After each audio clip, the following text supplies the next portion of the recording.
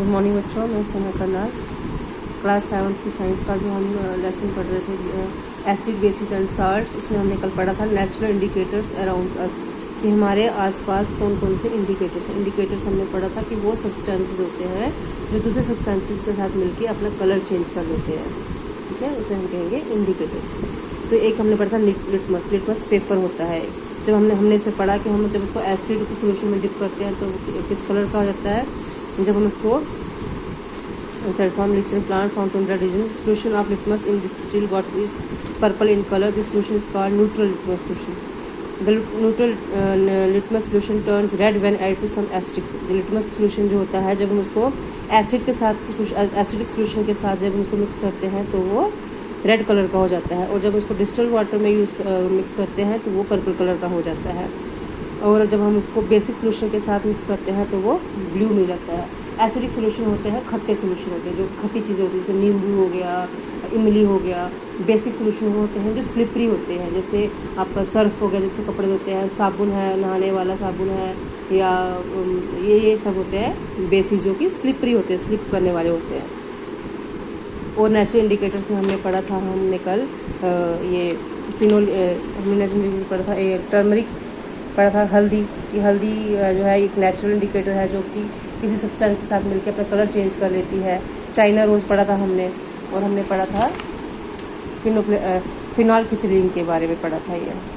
तो आज हमने पढ़ना है general physical properties of acids, कि फिजिकल प्रॉपर्टीज़ ऑफ एसिड्स क्या है, एसिड होता क्या है, इसे हम कहेंगे कि ये एसिड है। ये है फर्स्ट है इसका, they have a sour taste. Sour taste means खट्टा टेस्ट होता है। जो एसिडिक चीज़ें जो भी होती हैं वो खट्टी होती हैं, जैसे ऑरेंज है, खट्टे आम होते हैं, नींबू हो गया, इमली हो गई, ठीक ये हो गया, ये सब विनेगर हो गया, ये सब क्या है, इसमें एसिड होता है। एसिड में इसमें खटाई होती है, जो भी खट्टी चीज़ें होती हैं वो एसिड उसमें होता है। They turn blue litmus solution red but do not affect red litmus solution. ये जो लिटमस जो होता है, जो मतलब लिटमस पेपर पड़ा जो डाई करने वाला होता है, वो अगर हम उसको एसिडिक सोल्यूशन में डालेंगे तो जो ब्लू लिटमस है वो रेड बन जाएगा, but do not affect red litmus solution. लेकिन जो रेड में है उसको अफेक्ट उसका नहीं होगा। दे do not affect turmeric solution. हल्दी, जो हल्दी का सोल्यूशन होता है उस पर ये असर नहीं करता है। They do not affect phenolphthalein solution. Phenolphthalein solution भी अफेक्ट नहीं करता है। They turn China rose solution to deep pink colour. अगर आपने चाइना रोज़ का जो कलर है उसको आपने एसिडिक सोल्यूशन में डालेंगे तो वो पिंक कलर का हो जाएगा।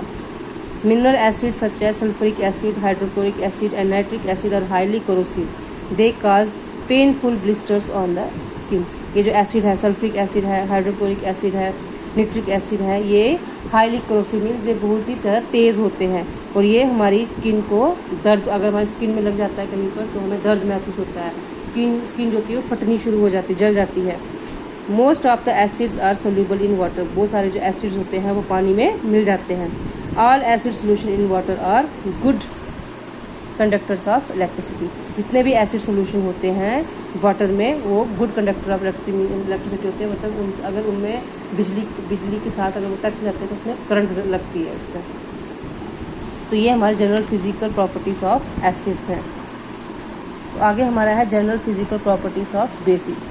वो एसिड्स की प्रॉपर्टीज़ थी फिजिकल प्रॉपर्टी, ये बेसिस की हो गई। बेसिस का क्या है, दे have a bitter taste. Bitter taste mean कड़वा, ये टेस्ट में थोड़े कड़वे होते हैं। आप कभी जब साबुन यूज़ कर रहे होते हो, गलती से अगर आपके मुंह में साबुन चला जाता है तो आपको कड़वा लगता है वो, तो ये कड़वे होते हैं। They turn red litmus solution blue. ये रेड लिटमस सोल्यूशन होता है उसको ब्लू कर देता है, but do not affect blue litmus solution. लेकिन ब्लू लिटमस सोल्यूशन को ये इफेक्ट नहीं करता है। They turn yellow turmeric solution reddish brown. अगर आपके कपड़े में अगर कहीं हल्दी गिर जाती है, उसको अगर आप साबुन के साथ रगड़ोगे आप तो वो किस तरह का हो जाता है, थोड़ा सा रेडिश ब्राउन, थोड़ा हल्का हल्का ब्राउन कलर का। They turn phenolphthalein solution pink. तो ये फिनोफिलिथीन सोल्यूशन को पिंक बना देता है। They turn China rose solution green. ये चाइना रोज सोल्यूशन को ग्रीन बना देता है। कौन, base. Base like sodium hydroxide, potassium hydroxide and calcium hydroxide cause painful blisters on skin and are highly corrosive in nature. ये basis होते हैं, इसमें सोडियम हाइड्रोक्साइड, तो पोटेशियम हाइड्रोक्साइड और कैल्शियम हाइड्रोक्साइड जो होते हैं ये बहुत ही पेनफुल होते हैं, बहुत ही इनसे दर्द होता है। स्किन को अगर स्किन को लग जाते हैं तो स्किन जो होती है वो ख़राब हो जाती है। Most of the bases are insoluble in nature, जो ये होते हैं ये पानी में मिक्स नहीं होते हैं। अभी आप देखिए जब आप साबुन वगैरह जो पानी में डालते हैं उसकी झाग ऊपर आ जाती है, तो ये पानी में बिल्कुल मिक्स नहीं हो जाते हैं। All basis have slippery touch like that of soap, जितने भी बेसिस चीज़ें होती हैं वो सब स्लिप होती हैं, स्लिप करने वाली, जैसे साबुन की तरह। तो आप इतना याद रखिए जो भी खट्टी चीज़ें होती हैं, जिनमें भी खटाई चीज़ होती है वो सारे एसिडिक प्रॉपर्टीज़ होती हैं, और जिनमें जो स्लिप वाले होते हैं, जो हाथ से स्लिप होने वाले होते हैं, जैसे साबुन वगैरह है, ये सब बेसिस होते हैं। आगे अगर आपका आ गया neutralisation, we have learn that bases turn phenolphthalein solution pink. हमने पढ़ा कि जो बेसिस होते हैं वो फिनोल्फिथीन सोल्यूशन को पिंक कर देता है।